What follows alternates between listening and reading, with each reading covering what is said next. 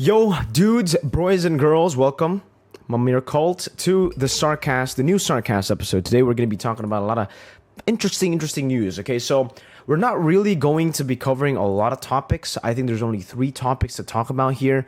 But, yeah, we're just going to be going into these topics really deep because there's a big one. You guys have probably heard of this drama before the SarCAST. This is just kind of my opinion, but we will obviously be revising and we'll be looking at all the public statements that Lunatix have sent out. So that's the first topic of the day. We're just gonna get straight into it because this one's a big one. Honestly, like I don't think we've seen this ever before. This kind of drama. Okay. So here, you can see on your screen, Team Lunatix public statement. We regret to inform that 3 players, Kid, Zippy, and DJ, have left the squad. Organization has paid them advanced allowance. For Kid, 5,000 RM. For DJ, it's 4,000 RM. And for Zippy, it's only 4,000 RM, but it's 50%. So they've paid DJ and Kid in full, but they've paid Zippy half of his allowance in June of 2023. Despite they have not come to Malaysia in July 2023. Okay, so they paid this in June, haven't arrived in July. Okay, sure. DJ didn't manage to come to Malaysia on time due to passport delayed due to Myanmar side, not us. Despite we've paid the full advance allowance for July 2023 in June 2023, whilst for Kid and Zippy, they successfully reached Malaysia on the 14th of July 2023. Under Clause 3.0 in the contract, management has the right to make all events and tournament roster changes. We had a discussion with DJ that we may not need Kid's service during transfer window and plan to bring in another player. It was a suggestion to be discussed. We didn't officially remove Kid at the time, and we also didn't, or never actually, remove Zippy and DJ as well. In fact, we have asked them several times to stay. Nevertheless, Kid and Zippy have quietly returned to Myanmar. This is the big drama. On the 5th of August 2023 without informing the management that they were going back. For DJ, he himself decided to follow them to quit the squad. He will hand over the contracts. We will hand over the contracts to Moonson, MPL Malaysia. Ooh. So yeah, basically, summary is DJ just left. DJ and Zippy and... Well, DJ didn't even come to Malaysia because of his passport. But Kid and Zippy just left, right? Even after getting paid. So then we move on to the next point. We were told that the grocery bought were not favored by Kid and Zippy. Despite cooking, they didn't want to eat and they chose to eat somewhere else.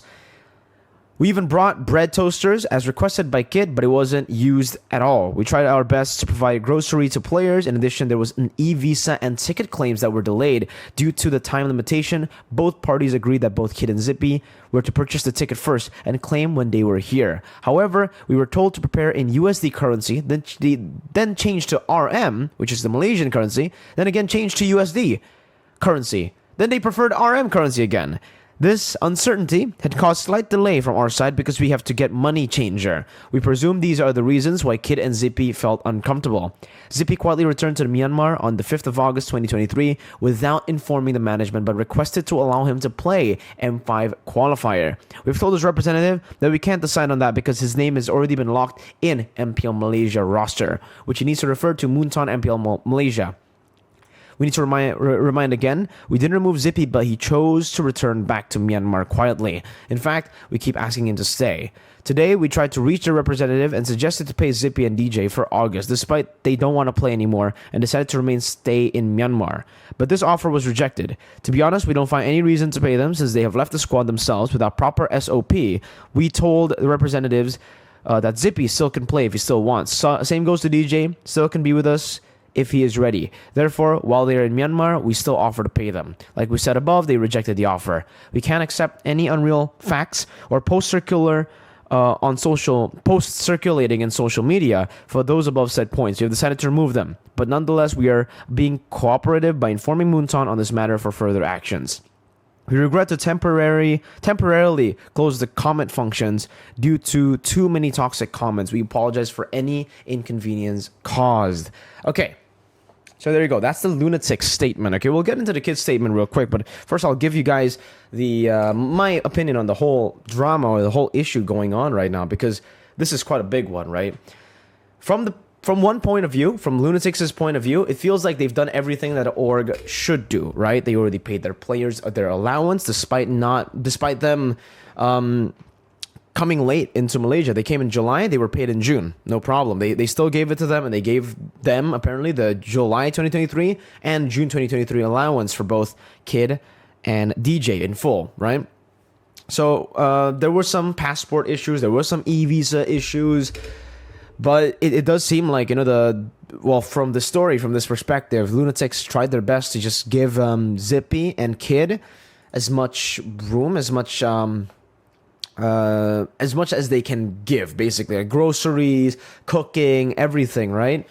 And when I read this at first, I was like, God damn, what the fuck's Kid and Zippy doing? Like, right? Like this sounded just like they were just a bunch of very irresponsible kids who signed a contract and flew all over to Malaysia, but then just didn't want to commit. Maybe they were homesick. Maybe they just didn't like the culture. They didn't like the food. They didn't like the management. So I was really interested to see what Kid would say, and we'll just skip it. We'll skip over, all right? Because basically that's it, right? That's it for Lunatix. It just feels like they didn't make any mistakes. They said that maybe they made Zippy and Kid feel uncomfortable because of the whole currency change thing, where they had to pay for their e-visa or something. But yeah, that's it. Now we move on to Kid's statement, which is very interesting, or I think even more interesting, because now we get both perspectives. And to my beloved fans, Moontown officials, and Team Lunatix, first, I'd like to apologize for all these messes circling around social media since last night, and for disappointing all the fans who have been supporting me through thick and thin. I'm sorry that I couldn't be part of both MPL Malaysia and M5 Myanmar qualifiers anymore. I also would like to apologize and explain as well to both my friends and fans in Malaysia. This case between Team Lunatix and me is 100% not related to Malaysian cuisine, culture, or lifestyle. I'm perfectly comfortable with Malaysian food. In fact, I eat them almost every day during my time in Malaysia. I'm perfectly comfortable with Malaysian culture and lifestyle. Boom. The main reason that I joined Team Lunatix and MPL MY was my pure intention to pursue my passion for this game. So these cultural differences are very basic preparation that I made before joining this team. So, I just want to make it clear that these are false statements towards me. Damn! Instantly coming out with a banger.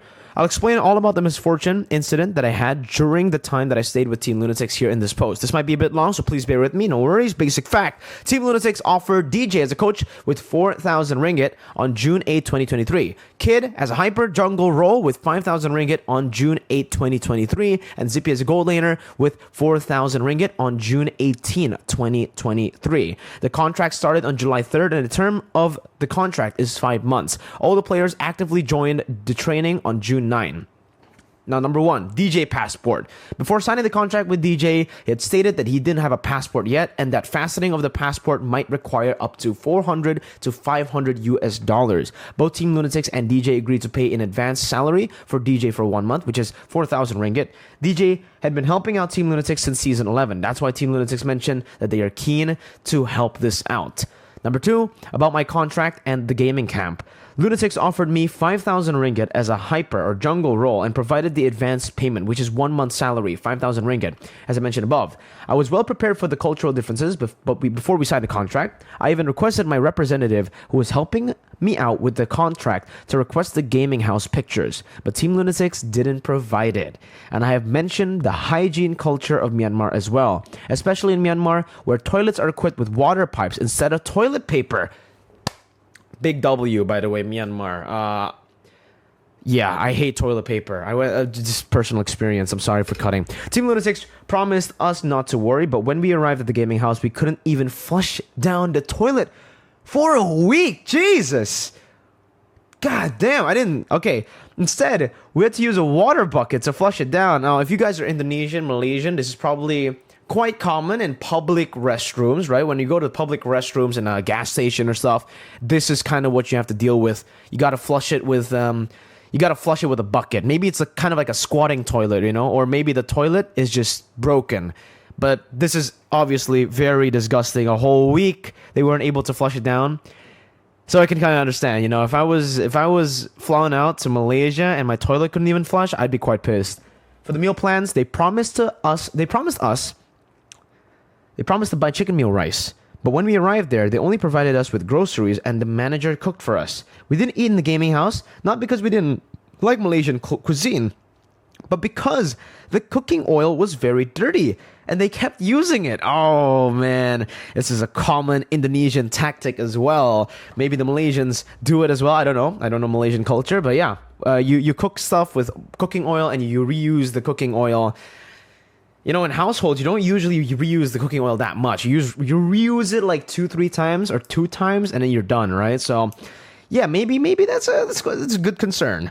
We were totally fine with Malaysian cuisine. We also requested the team provide us with a room, so 3 Burmese players could stay in a room. Completely understandable, I would say. And the room door lock was completely broken. Okay. Moreover, the pillows were thrown on the ground. The bed was broken in half. The fuck? I don't know if, like, what? This sounds like a horror house, bro. The blankets were smelly, and the air conditioning was dripping with water. And we were forced to buy our own blankets and pillows with our own money in the end. Okay, let's move to the next one. Another incident at the gaming house. Number 3.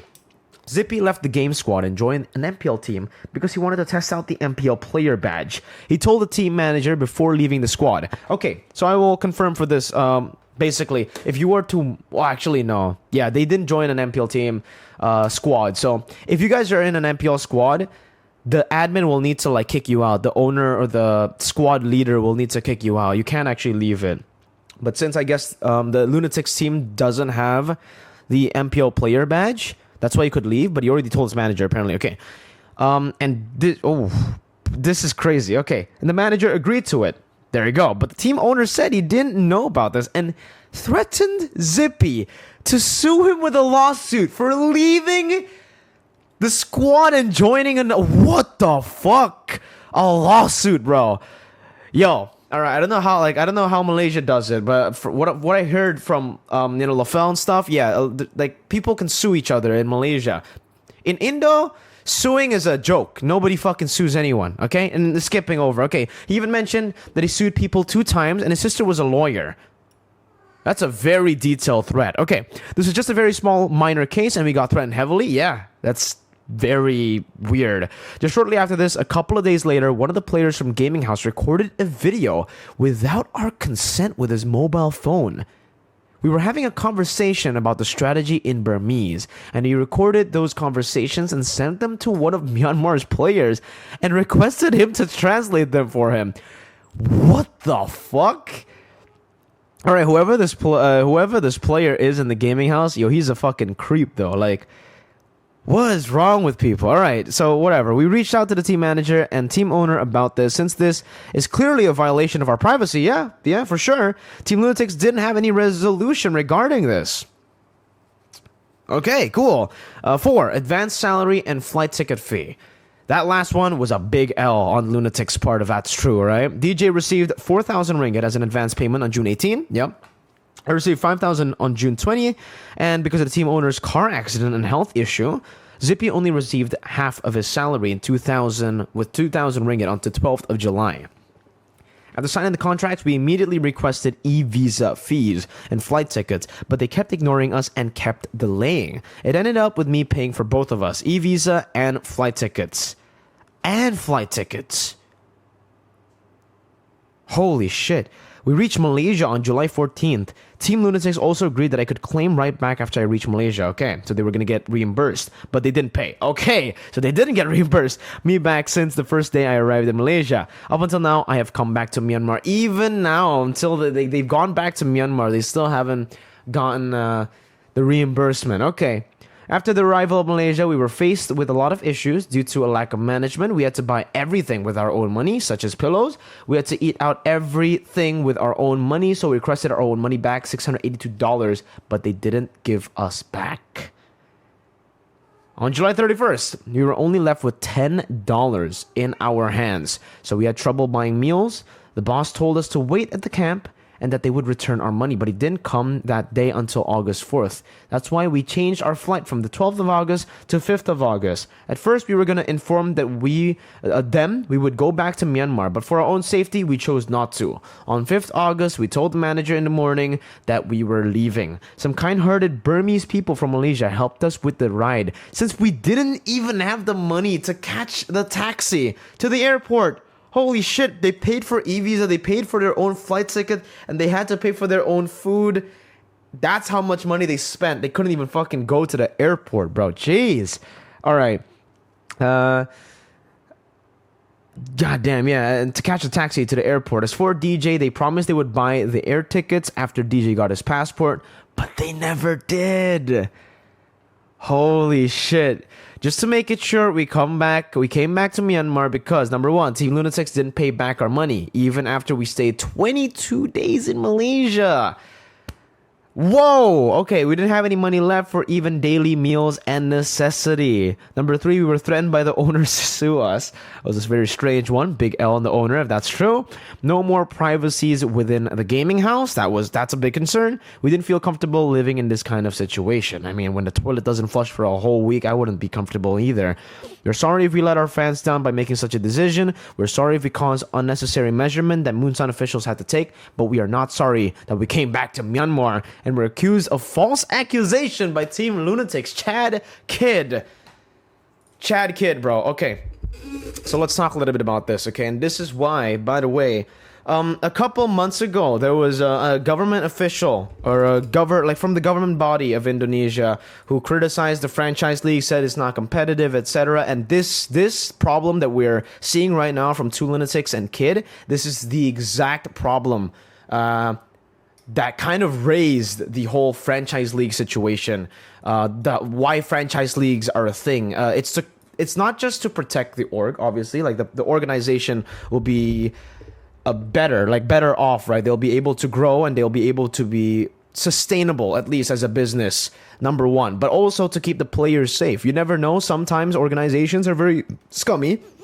And I think this is a very good example of that. Though again, we don't know which story is true. I don't think Kid would lie about all this. He told his story with incredible detail. And I don't know, Kid's been in the game for a long time.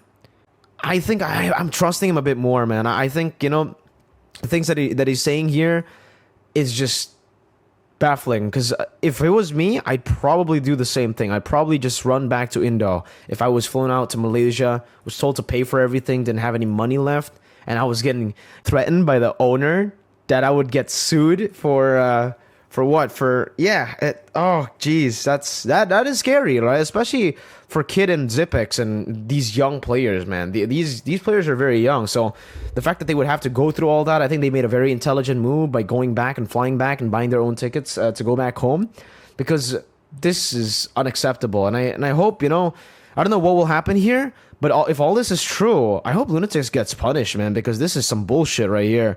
Again, I don't know if it's completely true, you know? Like, even from Lunatix side, they said a lot of things that Kid didn't really talk about. Well, he did give his side of the story, but there was a lot of things like, you know, not wanting to go back, etc. after the team already offered payment and stuff. I don't know if that's true from Lunatix or again if it's made up. But yeah, this is exactly what the franchise league protects players from. With a franchise league, there's a lot of regulations in place. For example, I think there's a certain requirement for gaming houses, for how it's operated, for a team manager, and for just the team to have, you know, solid management to guide the players and to give them an easy road. You know, their job should just be play the game, and the manager should take care of everything else: e-visa, visa, passports, etc. And I think, again, MPL Malaysia is not a franchise league, so they don't have these regulations, and they cannot really force teams like this to do that, because again, you know, most organizations in Malaysia are not sustainable, or maybe not sustainable. I don't think that's the word, but they are not fully developed. Yeah, I think they're not fully developed. Like, these organizations are still very new, they're still very young, and they still have a lot to learn. And I think because of that, they were just not prepared to import players. And now, after reading the story, now there's just, I think for most of you guys, there's just newfound respect for the Indonesian organizations and all of them not having any drama except for Delar. But, I think in payment wise, I don't think Delar has any drama, right? Like Kyrie, Beloy, Delar, Markey, all of them, there's no drama of them not getting paid. There's no drama of them not having money. There's no drama of them having like a disgusting gaming house. And even Yeb, right? So they it seems like all of them are very happy in Indonesia, even though Delar doesn't get playtime. But, aside from that, he is getting money, he is making money. And it does seem like the organizations in Indonesia are developed enough and are mature enough, are responsible enough to actually take care of their players. So big W for for Indonesian league, for every league. This is already very, very sad for MPL MY. I mean, this is something that, obviously any league would try to avoid, but again, I think this has happened multiple times. I think even Madness Esports just last year or season 11, I think, didn't pay their players, right? So that's what happens when you have qualifiers and teams who are basically not prepared or do not have the right are not like financially ready for this kind of investment, for this kind of commitment. When they qualify to MPL, they're still not ready, and you see the impact, you see the effects of it. That's why it's so hard to get an MPL slot in a franchise league, because they go through everything. It's not just you pay for the slot. They will look through everything. So yeah, let me know what you think in the comment section down below, guys, about this whole topic, because this is crazy, right? I mean, what do you guys think? Do you think Lunatix is in the wrong, or do you think Kid is in the wrong? Kid, Zipex, and DJ. Let me know what you think.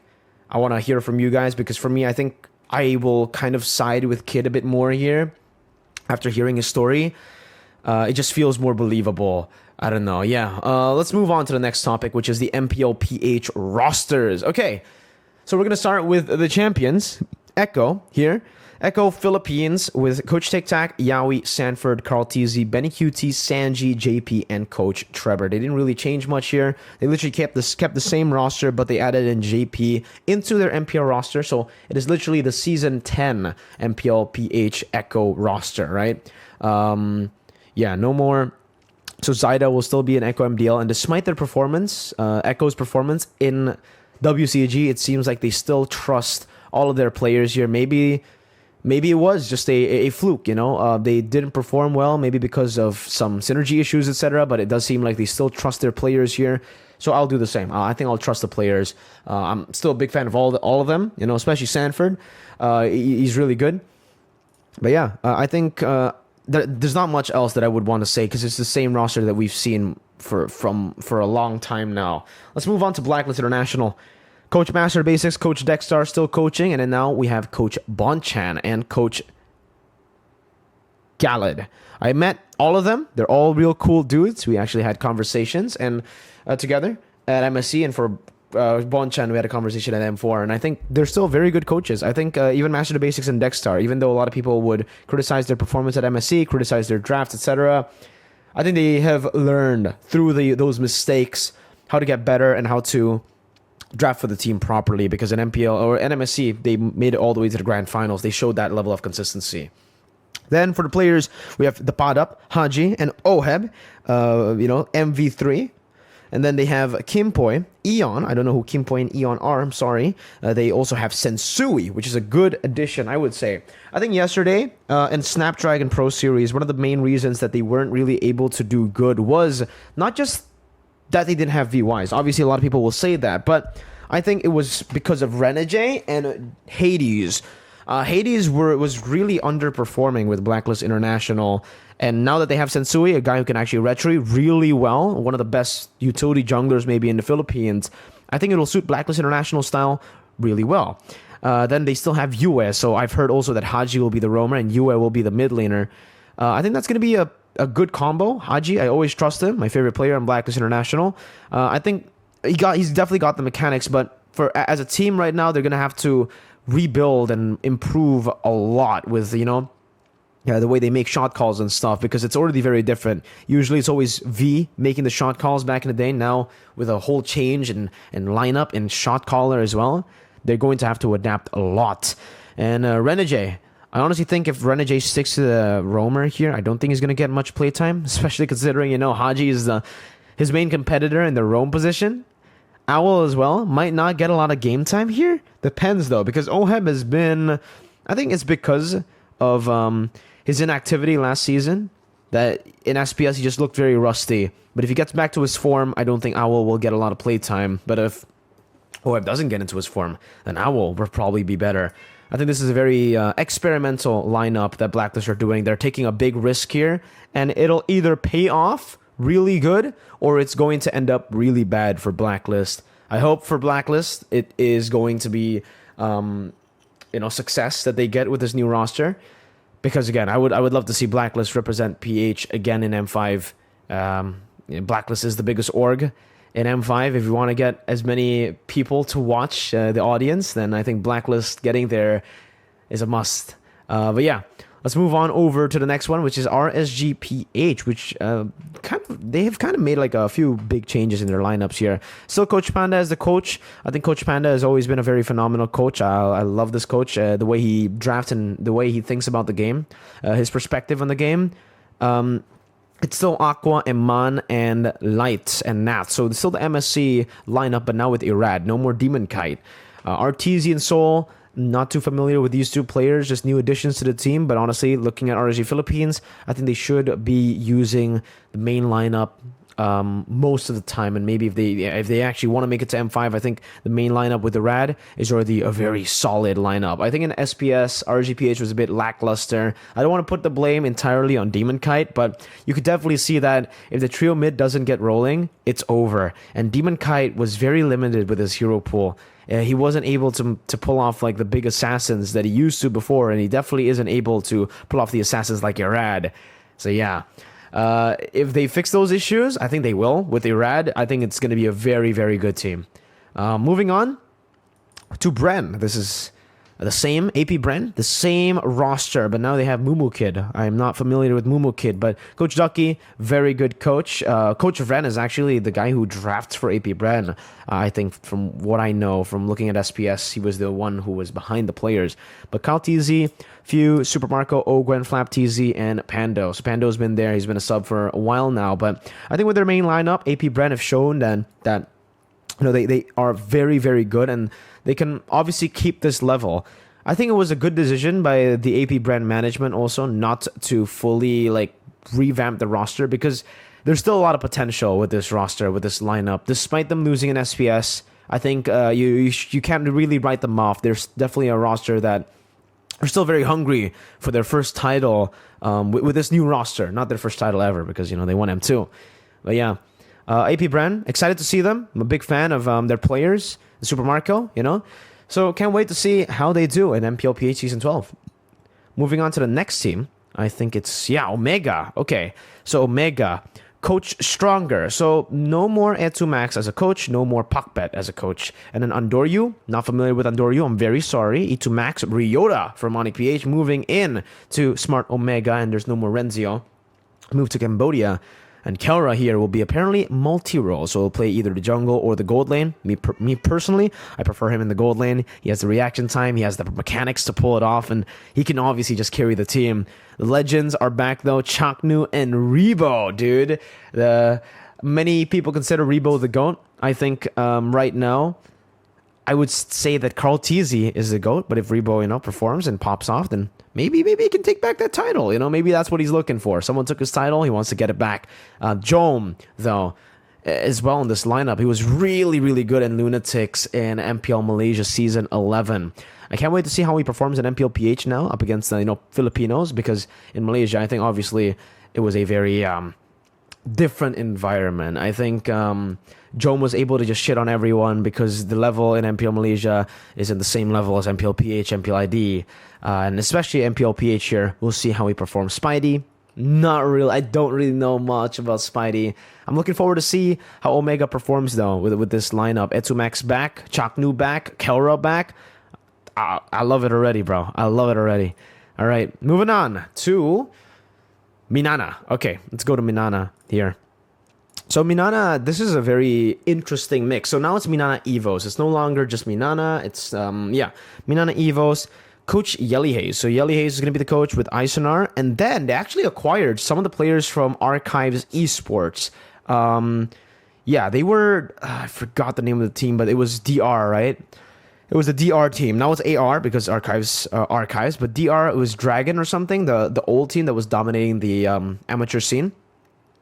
So they still kept a few of those players. I think, yeah, Goyong, Domeng, and Boyet, and even Brusco are here. So most of the players, but they've added in the Archives esports lineup, and this is everyone from Archives, if I'm not mistaken here. They got Spider Miles, AR. They have Kaizen from Archives, Lancy from Archives. They also have Lord Jamar and Sumpak from Archives. So again, I saw them. I saw how they perform in SPS Challenge season. I was very impressed in their performance. They were able to beat Team Flash from SG, and they were even able to beat Bleed. So they beat very experienced names in the MPL SG scene. But then they ultimately lost to Flash, which is a very interesting loss that they took there. I didn't really expect them to lose. I thought Archives would 100% wipe them out. But yeah, it was a very disappointing performance. Hopefully now with their new team, with their new environment, they're able to improve even more because they definitely have the potential. They just need to work on that and, fix those issues. But aside from that, very good team. Can't wait to see them perform. And, in SPS, they got destroyed by BREN, but yeah, everybody in that group got destroyed by BREN, so no worries. Moving on to the final team, which I've already done a reveal for. Well, no, Onyx PH first. Oh, you know what? We'll skip Onyx PH and TNC because we've done Onyx PH and TNC. They actually revealed their rosters first, and for Onyx PH, I already said all that I wanted to say. For TNC as well, if you guys missed it, go and watch the previous SarCAST because we spoke about that over there, and you guys can find all the information there. I think now I'll just talk about the final topic, which is a kind of a small one. Well, this is something that I missed last SarCAST, but we'll be talking about it. DEMONKITE to RSG Malaysia. What do I think personally? I think it just shows you that he isn't able to compete with the other players in RSGPH, but I think I love the competitive spirit in him. Instead of staying comfortable in PH and in RSGPH as just a sub who is just there getting paid, he has that competitive spirit in him, and that just shows you, again, the correct mentality. In a lot of these cases, you would say that, he's just washed up. And maybe he thinks that way too. Maybe he thinks maybe he is washed up. He needs to get the rust off. And he's doing that in Malaysia. I think it's a brilliant mentality, and it has made me a fan of DEMONKITE. He could have taken the easy route. Stay in PH, don't do anything, or just become a sub, and then, maybe get back. But no, he chose a different environment. He wants to improve, and he wants to find his jam again, find his rhythm again. So I'll be rooting for DEMONKITE, RSG Malaysia, but also in MPL Malaysia. Me personally, I'm going to be rooting for Team Secret, man. Max and Matt, the BTR boys, are there. So if Max and Matt are watching this, good luck, my boys. Team Secret as well. Big fan now because of Max and Matt, okay? So Team Secret, if you want to give me a jerseys, hit me up, okay? But yeah, that's it for the SarCAST. It's a 32-minute episode, mainly talking about the Lunatix and Kid Ross, Lunatix versus the 3 Burmese player incident. But let me know what you think in the comment section down below of all my thoughts, all my opinions, if you guys agree, if you guys disagree. And yeah, I'll catch you guys later. Peace out.